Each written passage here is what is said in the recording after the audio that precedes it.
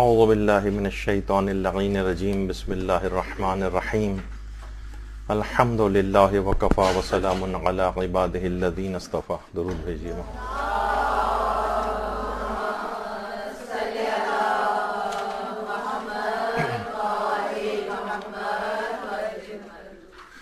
پچھلی بار ایک فقہی اصطلاح احتیاط واجب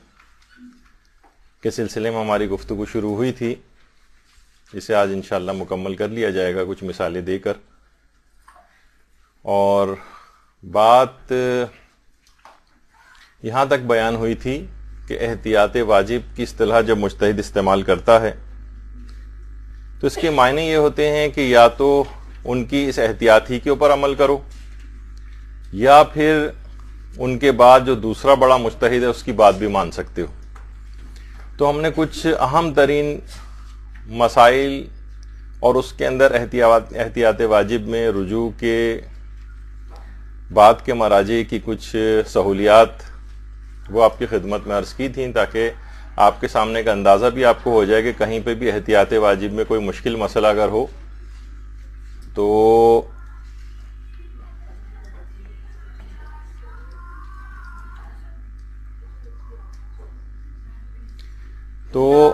اللہم صلی علی محمد وعلی محمد.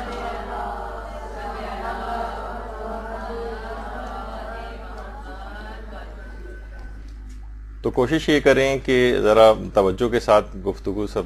ہوتی رہے تاکہ. اچھا، اب اگلی مثال کے اوپر بغیر کسی تمہید کے چلے جاتے ہیں، اور ایک بہت ہی معرکۃ الآراء مسئلہ پیش آتا ہے بقرہ عید کے موقع پر، اور وہ مسئلہ بھی اس کے اندر احتیاط واجب کا لفظ آتا ہے. اچھا، اس میں آیت اللہ سیستانی فرماتے ہیں کہ احتیاط واجب کی بنا پر جس چھری سے بھی جانور کو ذبح کیا جائے وہ اسٹین لیس اسٹیل کی نہ ہو. آج کل زیادہ تر چھریاں جو قصائیوں کے پاس ہوتی ہیں وہ اسٹین لیس اسٹیل ہی کی ہوتی ہیں یا اسٹیل ہی کی ہوتی ہیں، تو اس لحاظ سے وہ فرماتے ہیں کہ یہ نہیں ہونا چاہیے. اچھا، بہت سے لوگ اس کے اندر ایک غلط فہمی کا شکار ہوتے ہیں. توضیح الوسائل میں لکھا ہوا دکھاتے ہیں کہ اگر صحیح لوہے کی چھری نہ ملے تو پھر کسی بھی چیز سے ذبح کیا جا سکتا ہے. یہ نہ ملے سے مراد یہ نہیں کہ اس وقت ہمارے گھر میں نہیں ہے، بازار میں مل رہی ہیں، کہیں اور سے انتظام ہو سکتا ہے، تو پھر یہ والا وہ مجبوری کا ایک مسئلہ ہے. ایسا نہیں کہ اس وقت ہمارے مثلا گھر میں 2-3 فلور بنے ہوئے ہیں، نیچے والے فلور پہ فی الحال اویلیبل نہیں ہے، اوپر سے مانگنی پڑے گی مثلا، تو لوہے کی چھری تو مانگنا اس لحاظ سے کہ اس کا انتظام کرنا، کہیں سے لے کر آنا، یعنی وہ مجبوری کا مسئلہ ہے کہ اگر لوہے کی چھری دستیاب ہی نہ ہو تو اس مجبوری کے عالم میں پھر کسی بھی چیز سے ذبح کیا جا سکتا ہے، چاہے وہ اسٹین لیس اسٹیل ہی کیوں نہ ہو. اچھا، یہاں پر کیا ہے، جیسے کہ اس تصویر میں بھی آپ کو لکھا ہوا نظر آ رہا ہے کہ آیت اللہ خوئی اور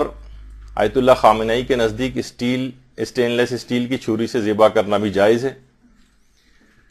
اور آیت اللہ وحید خراسانی یہ فرماتے ہیں کہ اگر خود کو اطمینان ہو یا جائز کہنے والے فقہا کی تحقیق پر اطمینان ہو کہ اسٹین لیس اسٹیل بھی لوہے ہی کی طرح کی ایک چیز ہے تو پھر جائز ہے. اسی کے اندر آیت اللہ شبیری زنجانی بھی اس کی اجازت دیتے ہیں. تو آیت اللہ سیستانی کی اس احتیاط واجب میں یا تو آیت اللہ شبیری زنجانی کی طرف رجوع کیا جائے، یا مثلا آیت اللہ وحید خراسانی کی طرف رجوع کیا جائے، یا جو بھی آپ کی تحقیق کے مطابق دوسرے نمبر پر عالم دین ہوں، مجتہد ہوں، ان کی بات بھی اس مسئلے میں مانی جا سکتی ہے. اچھا، یہ اتنا اگر اس احتیاط واجب میں رجوع نہیں کیا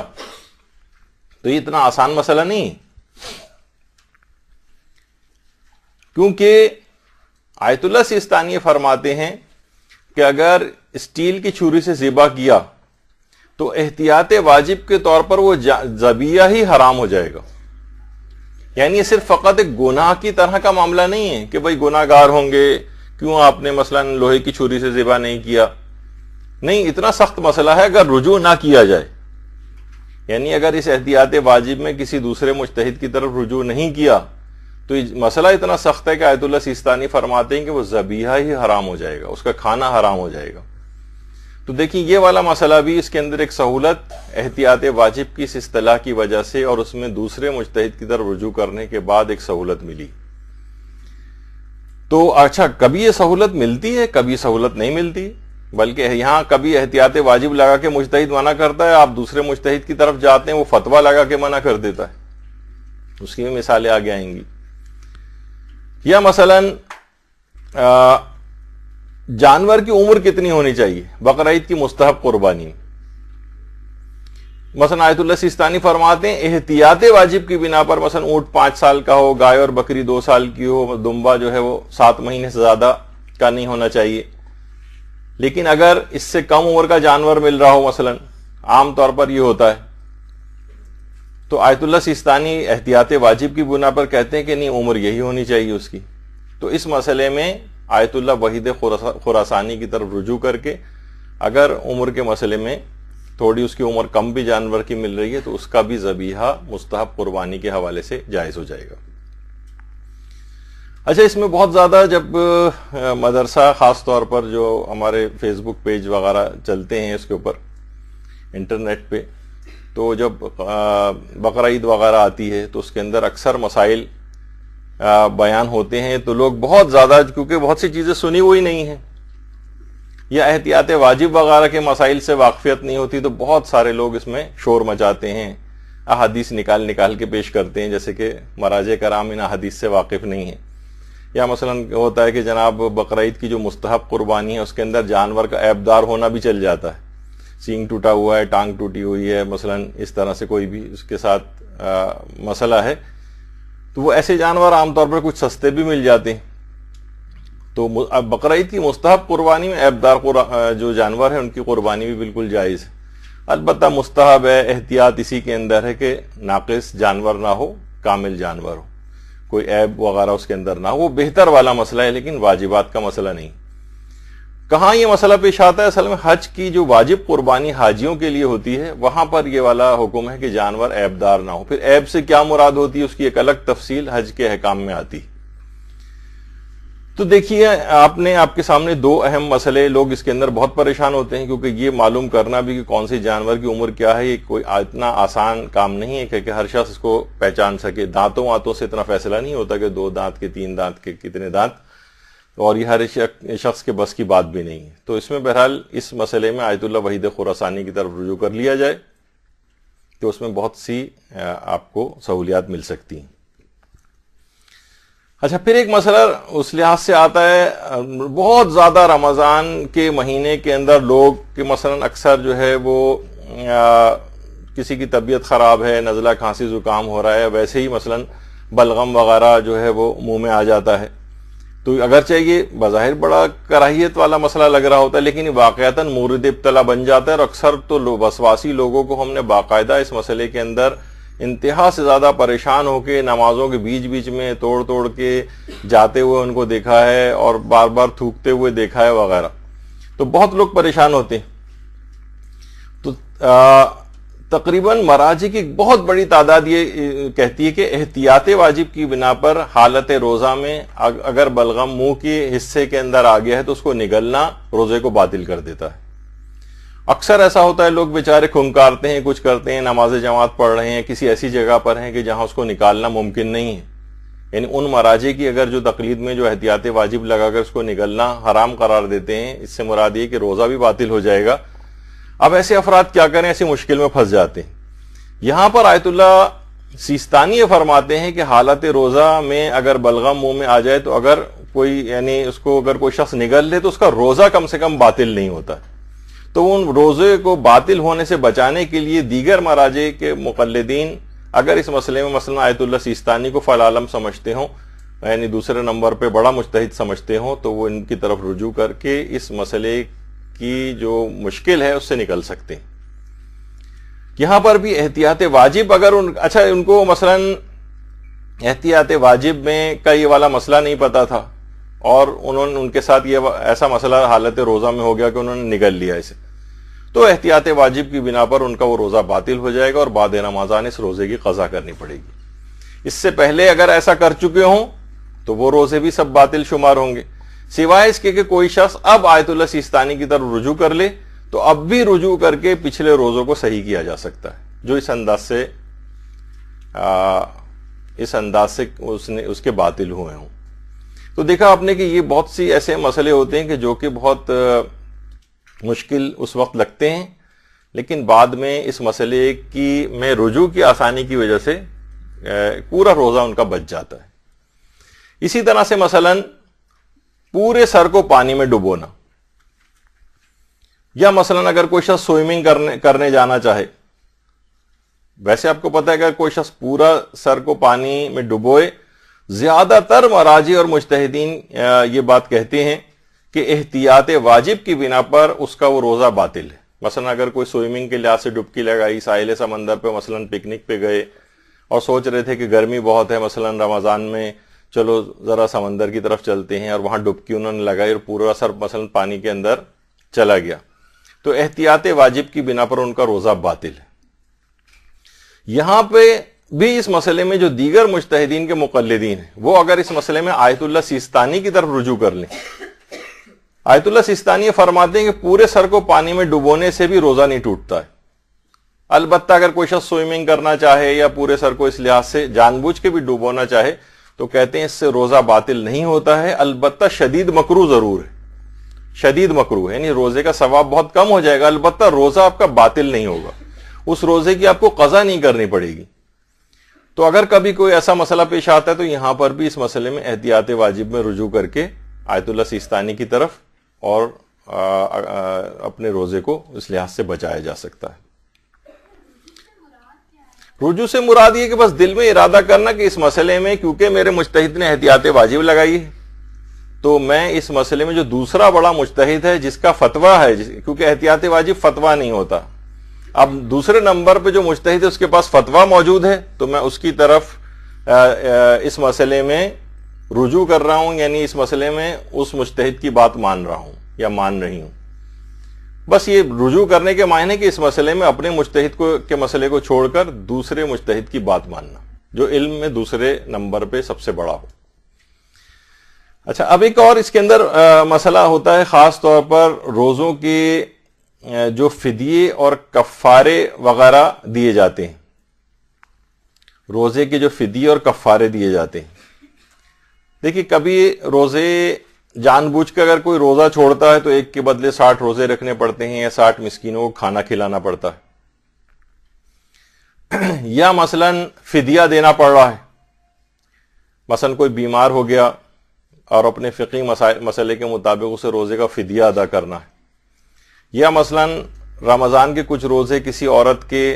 ماہانہ عادت کی وجہ سے قضا ہوئے، اسے اگلے رمضان سے پہلے ان کی قضا کر لینی چاہیے تھی لیکن اس نے نہیں کی ان روزوں کی قضا، تو اس کو ایک کفارہ تاخیر دینا پڑتا ہے، یعنی 3 پاؤ آٹا فی روزہ۔ اچھا، ابھی کس کو دیں؟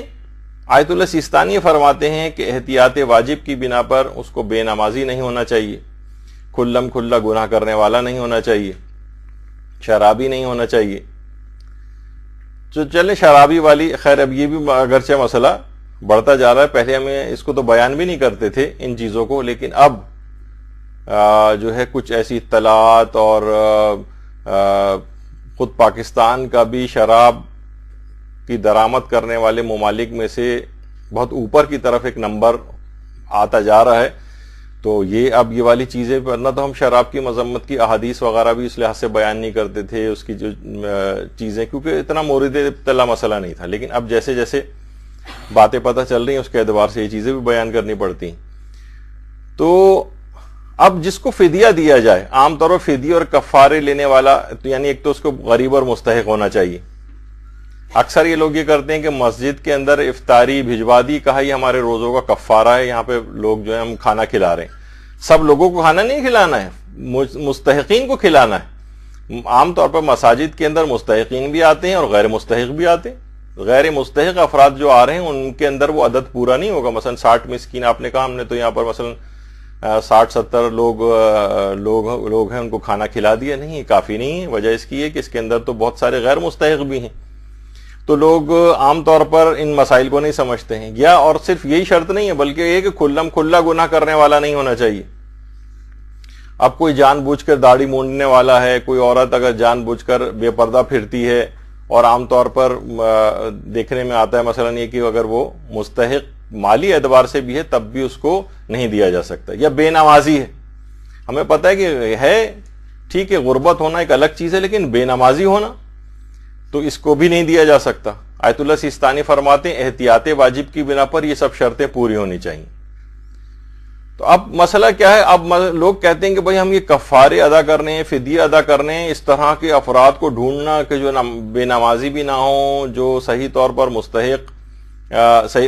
تو خیر ہونا ضروری ہے، اس کے علاوہ تو ورنہ دیا نہیں جا سکتا، یا مسئلہ نہیں ہے کہ کھلا گناہ کرنے والے بھی نہ ہوں، ہمیں اس کی بے پردگی کا بھی پتہ ہے، ہمیں اس کے داڑھی منڈا ہونے کا بھی پتہ ہے، ہمیں اس کے بے نمازی ہونے کا بھی مثلاً پتہ ہے، یا ان میں سے کوئی سی بھی ایک چیز پائی جاتی ہے، تو اب ہم کفارے لے کے کہاں گھومتے رہیں؟ تو یہاں آیت اللہ سیستانی نے احتیاط واجب لگا کے منع کیا کہ ایسے افراد کو بھی کفارے اور فدیے نہیں دیے جا سکتے۔ اب یہاں پر آیت اللہ وحید خراسانی کی طرف اگر رجوع کر لیا جائے تو یہ فرماتے ہیں کہ جس کو بھی کفارے اور فدیے وغیرہ ادا کیے جائیں تو اس کا مستحق ہونا تو ضروری ہے، ظاہر ہے اس کو غریب ہونا چاہیے۔ مستحق ہونے کے معنی ہیں کہ اس کی جو سالانہ اس کی جو آمدنی ہے وہ کم ہے اور اس کے اخراجات زیادہ ہیں، اس کو فقیر شرعی کہا جاتا ہے۔ یعنی ہو سکتا ہے کہ ایک آدمی مثلاً 30-40 ہزار روپے کماتا ہو مہینے کے، لیکن اس کے 6-8-10 افراد گھر کے اندر موجود ہیں، بظاہر آپ کو وہ ہو سکتا ہے کہ موٹر سائیکل یا گاڑی کے اندر بھی جاتا ہوا نظر آئے، لیکن اس کے اخراجات زیادہ ہیں، آمدنی کم ہے، تو ایسا شخص فقیر شرعی کہلاتا ہے، اور اس کو بہت سے واجبات وغیرہ دیے جا سکتے ہیں، شرائط وغیرہ اگر سب پوری ہوں۔ تو فدیے اور کفارے کے اندر آیت اللہ وحید خراسانی یہ فرماتے ہیں کہ بس صرف مستحق ہونا چاہیے، باقی اس کا جو ہے اگر وہ کھلا گناہ کرنے والا بھی ہے تو اس کو فدیے اور یہ کفارے دیے جا سکتے ہیں۔ یعنی یہاں پر رجوع کرنے سے البتہ شرابی وغیرہ نہیں ہونا چاہیے، یعنی اگر کنفرم پتہ ہے کہ شرابی ہے تو ظاہر ہے پھر اس کو نہیں دیا جا سکتا۔ تو یہ چیزیں کچھ ایسی ہیں کہ ورنہ یہ بڑا مسئلہ ہے واقعتاً۔ اگر آپ کبھی کوئی شخص یہ چاہے کہ میں ایک روزے کے بدلے جو 60 روزے نہیں رکھ سکتا اور لیکن 60 مسکینوں کو کھانا کھلانے کی اس کی حیثیت ہے، تو وہ جو 60 کے 60 مسکین ہوں گے ان میں یہ ساری احتیاط واجب کی بنا پر یہ ساری خصوصیات ہونی چاہیے،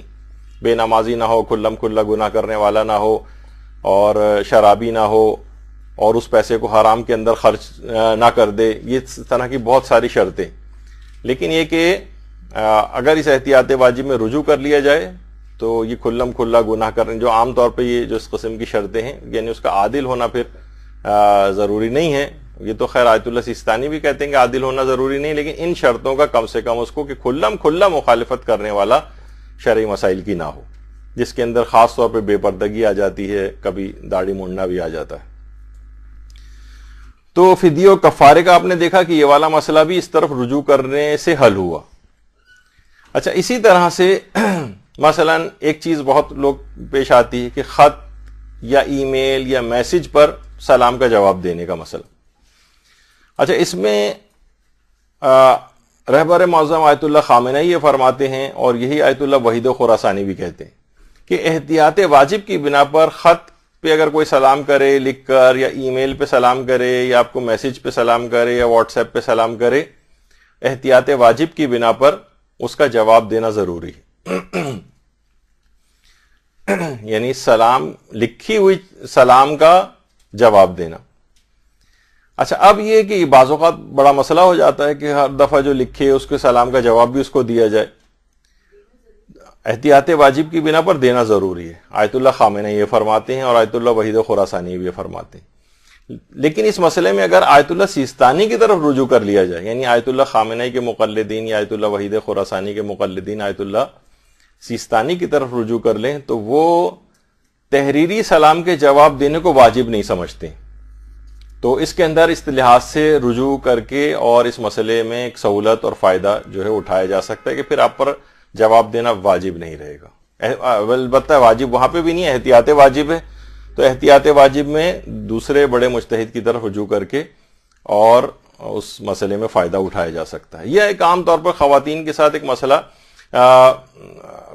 ہاں پہلے تو یہی کہ آیت اللہ سیستانی کے نزدیک واجب نہیں ہے، لیکن دیگر مراجع جو احتیاط واجب لگاتے ہیں اگر یہاں رجوع کر لیا جائے.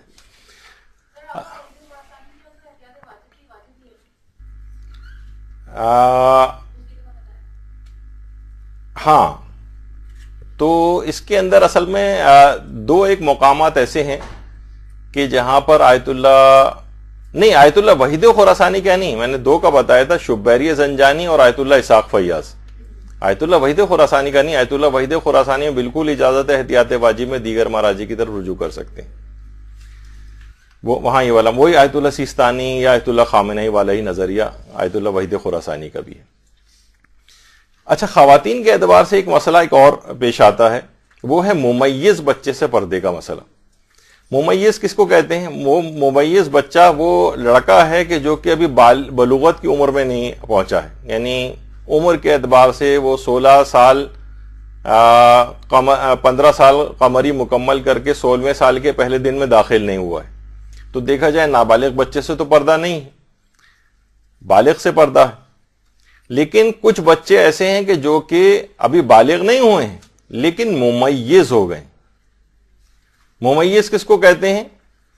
کہ جو کہ اچھائی برائی کی تمیز رکھتے ہوں. اچھائی برائی کی تمیز ان معنوں میں کہ نامحرم کے ارتباط کے آپس میں تعلق کے اعتبار سے وہ اچھائی برائی کو سمجھتے ہوں، یا ان کے کوئی منفی جذبات ابھر سکتے ہوں. یعنی اب عمر کی اس فیز کے اندر ہی آ گیا ہے، اور آج کل اس مختلف ماحول اور معاشرے جو خراب ہوتا جا رہا ہے اس کی بنا پر بہت سارے بچے قبل از اپنی جو طبعی عمر ہے اس سے پہنچنے سے پہلے ہی اس مرحلے سے گزر جاتے ہیں اور جلد بالغ ہو جاتے ہیں. اب کیا عورت کے لیے اس ممیز بچے سے بھی پردہ کرنا ضروری ہے؟ تو ممیز بچے کی تعریف آپ نے سنی کہ بہرحال جو کہ اچھائی برائی کو اس لحاظ سے سمجھنے کی طاقت یعنی اس میں صلاحیت پیدا ہو گئی ہو، یہ کہ منفی جذبات اس کے ابھر سکتے ہوں. عمر کی کوئی حد اس میں نہیں ہے. ہو سکتا ہے کہ ایک بچہ 15 سال کا ہو جائے، ابھی 15 سال مکمل نہیں کیے، 14 سال کا ہو، وہ اس کے اندر اس لحاظ سے وہ ممیز نہ ہوا ہو، اور ایک بچہ ممکن ہے 12 سال کا ہو اور وہ ممیز ہو جائے. تو آیت اللہ سیستانی فرماتے ہیں اور آیت اللہ وحید خراسانی بھی یہی فرماتے ہیں کہ احتیاط واجب کی بنا پر عورت کے لیے ضروری ہے کہ وہ ممیز بچے سے بھی پردہ کرے. احتیاط واجب کی بنا پر اب بہت سارے بچے اس طرح کے خاندانوں میں ہوتے ہیں کہ وہ کھیلتے پھر رہے ہیں، 12 سال کا بچہ ایک دم سے اندر آ گیا، 13 سال کا بچہ، 14 سال کا بچہ، ابھی وہ بالغ نہیں ہوئے عمر کے اعتبار سے. لیکن آیت اللہ سیستانی فرماتے ہیں کہ احتیاط واجب کی بنا پر ان بچوں سے بھی پردہ کرنا ضروری ہے جو کہ ممیز ہو گئے ہوں. آپ کو پتہ ہے کہ ہاں جس اعتبار سے یہ بچہ جو ہے اس کے اندر اس کا امکان بہت موجود ہے کہ یہ ممیز ہو گئے، اچھائی برائی کو سمجھتا ہے. خاندانوں میں بہت سے ایسے بچے ہوتے ہیں ان کے متعلق اس بات کا اندازہ ہوتا ہے. تو احتیاط واجب کی بنا پر آپ کو تمام وہی مکمل حجاب ان بچوں سے بھی کرنا پڑے گا کہ جو کہ ممیز ہو گئے. اچھا، ایک بات اس میں اور بتا دوں کہ عام طور پر یعنی مسئلہ یہی کہ لڑکے جو ہیں وہ پہلے ممیز ہوتے ہیں، بعد میں بالغ ہوتے ہیں. لڑکیاں پہلے بالغ ہو جاتی ہیں، بعد میں اچھائی برائی کی نسبتاً ان میں تمیز آتی. یعنی تھوڑا سا مسئلہ لڑکے اور لڑکیوں کے اعتبار سے یہ الگ ہے. اچھا، اب آیت اللہ سیستانی کی احتیاط واجب ہے.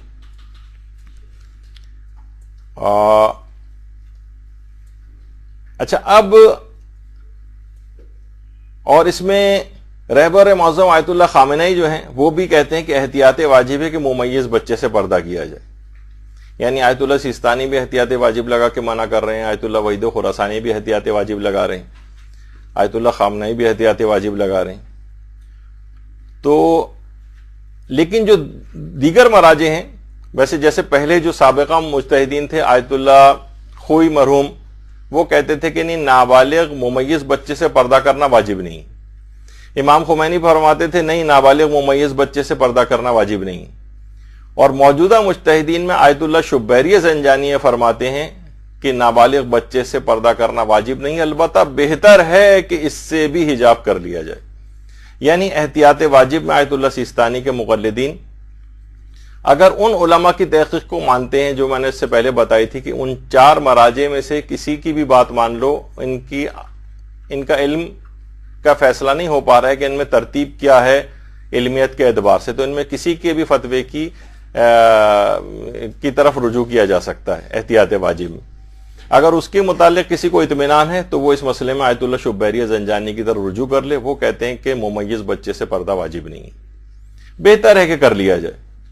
ہاں ایک مسئلہ ضرور ہے کہ ایک آپ کو ایک سہولت کے اعتبار سے خواتین کو، کہ اگر کسی کو شک ہو کہ پتہ نہیں یہ بچہ ممیز ہوا ہے یا ممیز نہیں ہوا، تو اسے یہی سمجھا جائے گا کہ ابھی ممیز نہیں ہوا ہے۔ یہ کام آنے والا مسئلہ ہے۔ یعنی اکثر بہت سے ایسے بچے ہوتے ہیں آپ کو اندازہ نہیں ہو رہا ہے کہ یہ اس کو میں ممیز سمجھوں یا نہیں سمجھوں۔ اگر ممیز سمجھوں گی تو مجھے پردہ حجاب کرنا احتیاط واجب کی بنا پر ضروری ہے۔ مثلا آپ کو نہیں پتا شبیری زنجانی کا، تو آج پتہ چلا ہے، اور اس سے پہلے آپ نے ممیز ہونے کے باوجود اس سے پردہ نہیں کیا تھا، تو وہ گناہ اس لحاظ سے ہو گیا۔ لیکن آج بھی رجوع کر لیں تو وہ پچھلے سابقہ گناہ جو ہے وہ معاف ہو جائیں گے۔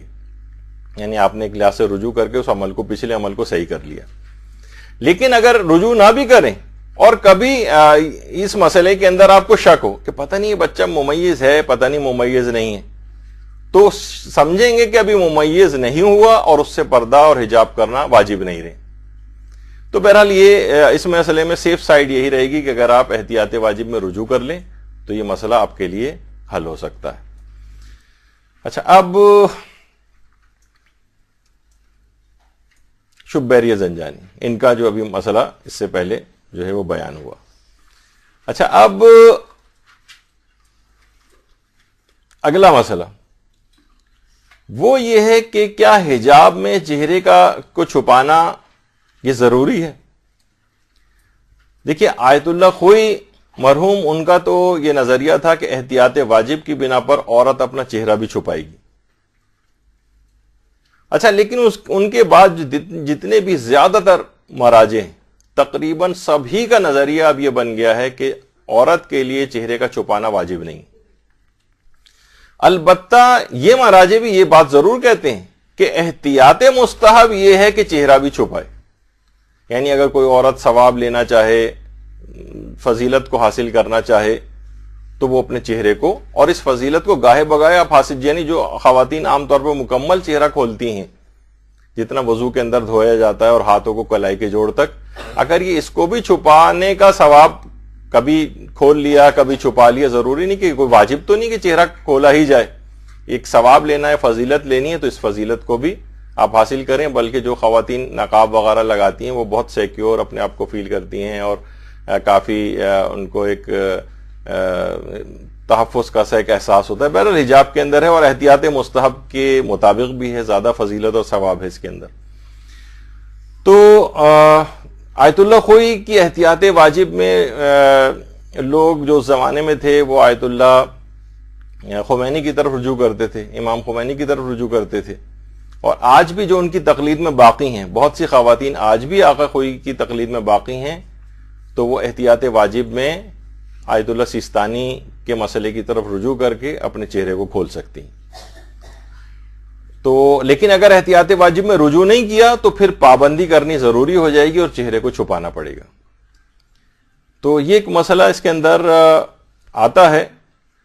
اچھا، اسی طرح سے پھر ایک مسئلہ ہے اہل کتاب کی نجاست کا۔ یہ جو اہل کتاب، بہت سارے لوگ کے مثلا گھروں کے اندر کوئی عیسائی ماسی ہے، ان کے گھر میں وہ کام کرتی ہے، یا باہر والے لوگوں کے لیے تو اور ہی بہت زیادہ مسئلہ ہے، خاص طور پہ جو گلف کنٹریز وغیرہ میں، وہاں پہ تو مختلف قسم کی، کبھی کوئی فلیپینو ہے تو کوئی اور کوئی کرسچن ہے یا ہندو وہاں پر کوئی کام کرنے والی ہے، اس کے ساتھ بڑا مسئلہ ہوتا ہے کہ جہاں ہاتھ لگائیں گے تو اس کو ہم کیا سمجھیں۔ تو غیر اہل کتاب وہ تو سب نجس ہیں، مثلا ہندو، سکھ یا کوئی لامذہب، کسی کو کوئی مذہب ہی نہ، وہ بھی نجس ہے، وہ تو فتوے کی بنا پر مسئلہ ہے۔ لیکن اہل کتاب جو ہیں، اہل کتاب کے اندر یہودی ہیں، عیسائی ہیں، اور آقا سیستانی میں پارسی بھی ہیں۔ اچھا، پہلے نہیں بلکہ میں یوں ترتیب سے اگر بتاتا ہوا جاؤں کہ امام خمینی جو تھے وہ فتوے کی بنا پر اہل کتاب کو نجس سمجھتے تھے، فتوے کی بنا پر، یعنی یہودی اور عیسائی یہ ظاہری ان کی جو نجاست کا جو حکم ہے، یہ فتوے کی بنا پر،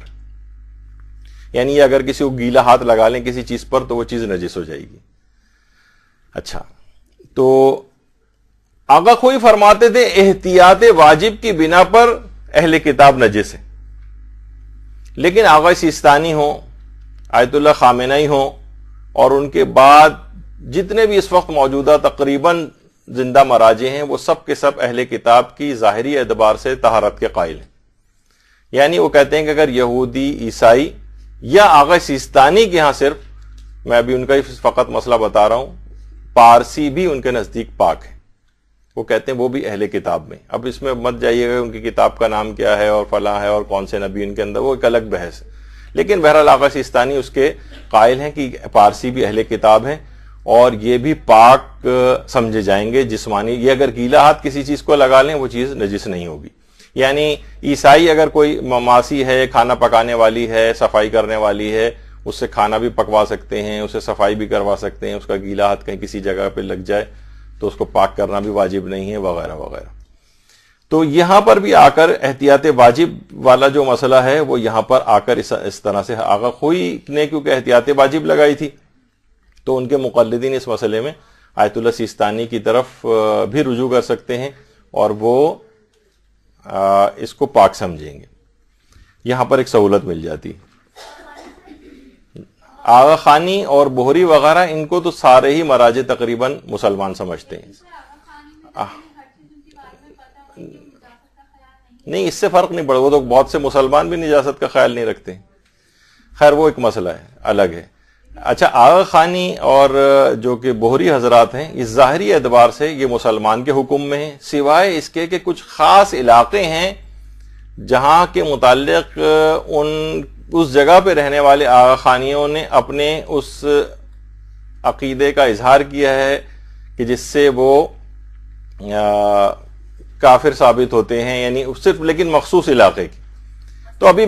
میں ہنزا وغیرہ کی طرف یا کچھ ایسی جگہ ہیں کہ جہاں کے مقامی علماء نے ان کے کفر کا حکم لگایا کہ عام طور پر یہ فرقہ باطنیہ کہلاتے ہیں, اپنے عقائد کا اظہار بھی نہیں کرتے, ان کی کوئی کتاب بھی کسی جگہ آپ کو اویلیبل نہیں ہوگی. تو اب ایک لحاظ سے کیونکہ خدا کو مانتے ہیں, رسول کو مانتے ہیں, قرآن کو مانتے ہیں, تو ان کو کفر کا حکم عمومی طور پر نہیں لگایا جائے گا, ان کو مسلمان سمجھا جائے گا. فتاوے بھی ان کے مسلمان ہونے پر ہیں, سوائے اس کے کہ وہ خود ہی کوئی شخصی طور پر اپنے عقائد کا اظہار کر لے اور اس کے اندر کوئی ایسی چیز ہو جس سے کفر لازم آئے. اچھا, کفر بھی وہ اس کو کہا جاتا ہے, میں اس کی پھر تفصیل میں زیادہ جانا پڑتا ہے, کہ جس سے انکار رسالت لازم آئے. یعنی کسی چیز کا, ایسی اسلامی چیز کا انکار, فقط انکار کرنا نہیں. مثلا آپ کہیں گے مثلا آغا خانی جو یہ کہتے ہیں کہ ہمارا جو حج ہے وہ مثلا حاضر امام کا دیدار ہی ہمارا حج ہے, وہ حج کا انکار نہیں کر رہے ہیں, لیکن حج کی اس کیفیت کو وہ نہیں کہہ رہے ہیں کہ جس طریقے سے ہم جس کو حج سمجھتے ہیں.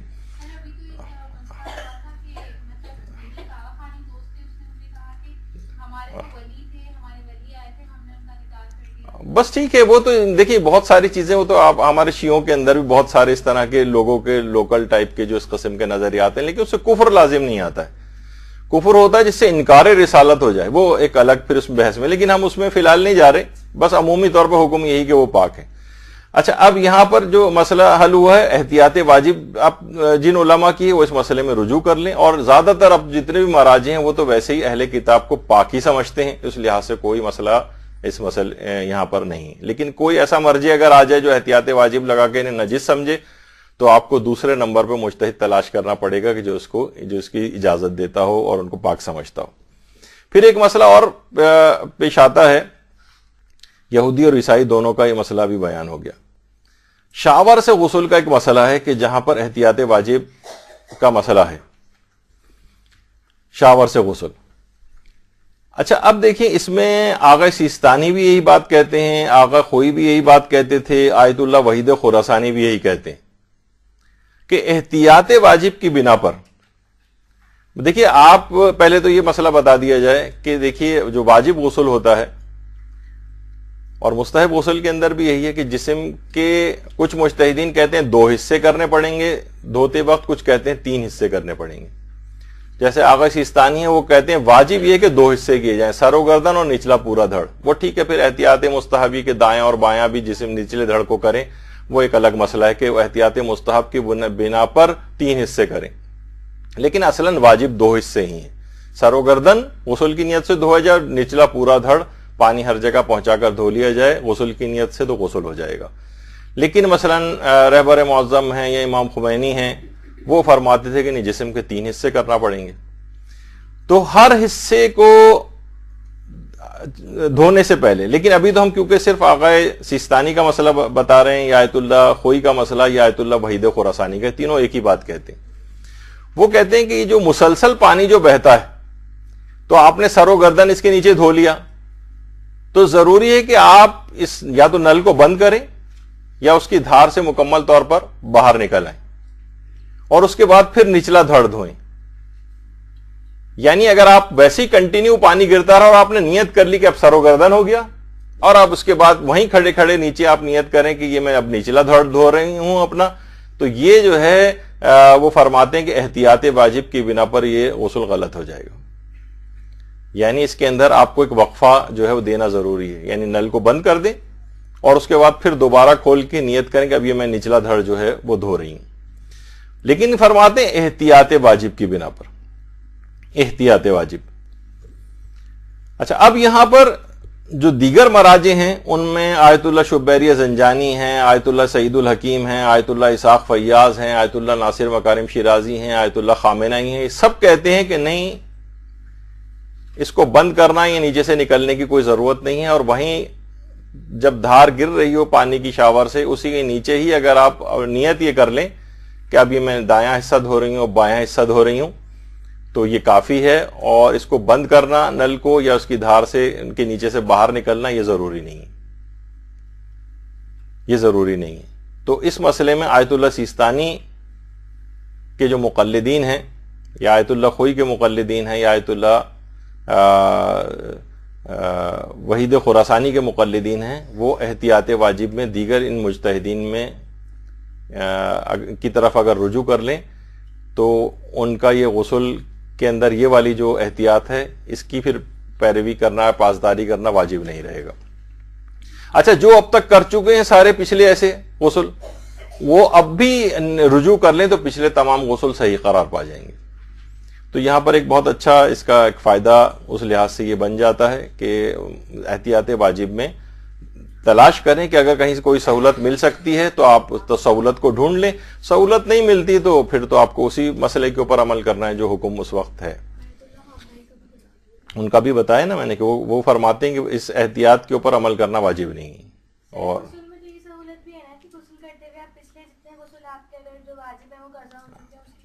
ہاں وہ کر سکتے ہیں بالکل، لیکن یہاں تو کیونکہ ابھی ہم صرف احتیاط واجب میں کا وہ والا مسئلہ صرف بیان کر رہے ہیں، ورنہ تو غسل کے بہت سارے اور مسائل بھی ہیں۔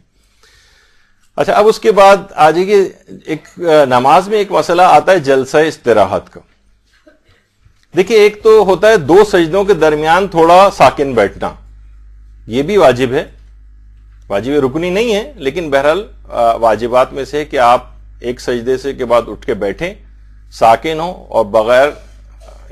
حرکت کے، اور پھر اس کے بعد پھر دوسرے سجدے کے اندر جائیں۔ یعنی یہ نہیں کہ تھوڑا سا سر اٹھایا، پورا بیٹھے بھی نہیں کہ دوبارہ چلے گئے، اکثر لوگوں کو اس طرح سے کرتے دیکھا ہے۔ تو بہرحال اگر انہوں نے ایسا کیا ہو تو یہ گناہ گار تو ہیں، لیکن نماز باطل نہیں اگر غلطی سے ایسا کرتے رہے ہوں اس سے پہلے۔ اچھا، لیکن جلسہ استراحت کس کو کہتے ہیں؟ جلسہ استراحت کہتے ہیں دوسرے سجدے سے اٹھ کر بیٹھنا، اور اس کے بعد پھر اگر تیسری رکعت میں اگر آپ کو جانا ہے، 4 رکعتی نماز ہے، 3 رکعتی نماز پڑھ رہے ہیں، یا مثلا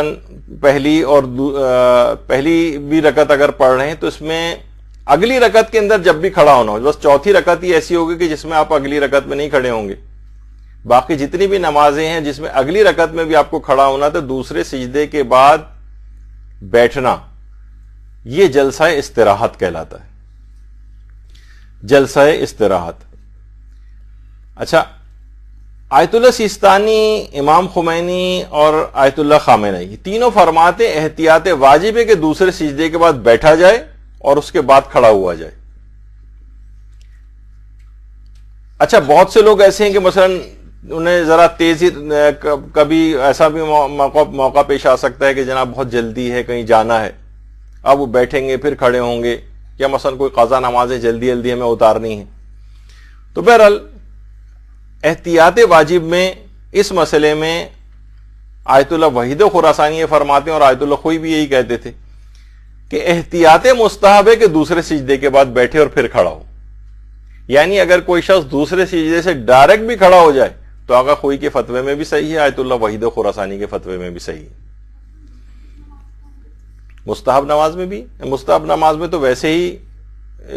بہت ساری اور سہولیات بھی, انشاءاللہ پوری ایک لیکچر ہمارا مستحب نمازوں اور ان کے جو سہولیات اور چیزیں ہیں ان کے اوپر ہوگا, اور واجب نمازوں سے اور مستحب نمازوں میں کتنے فرق ہیں. اتنا اہم اور اچھا کام آنے والے مسائل ہیں کہ شاید اس پر ایک مکمل لیکچر اس کو کبھی بعد میں رکھتے ہیں. لیکن بہرحال آیت اللہ سیستانی, امام خمینی اور آیت اللہ خامنئی فرماتے ہیں احتیاط واجب ہے کہ بیٹھے. اب اس مسئلے میں کوئی نہ بیٹھنا چاہے تو احتیاط واجب میں آیت اللہ وحید خراسانی کی طرف رجوع کر لے. وہ فرماتے ہیں کہ احتیاط مستحب ہے کہ بیٹھے, یعنی چھوڑ بھی سکتا ہے, دوسرے سجدے سے ڈائریکٹ بھی ایک تیسری رکعت کے لیے کھڑے ہو سکتے ہیں بیٹھے بغیر. اچھا, یہ بھی ایک مسئلہ ہوا, یہ ایک اس کے اندر ایک سہولت ملتی.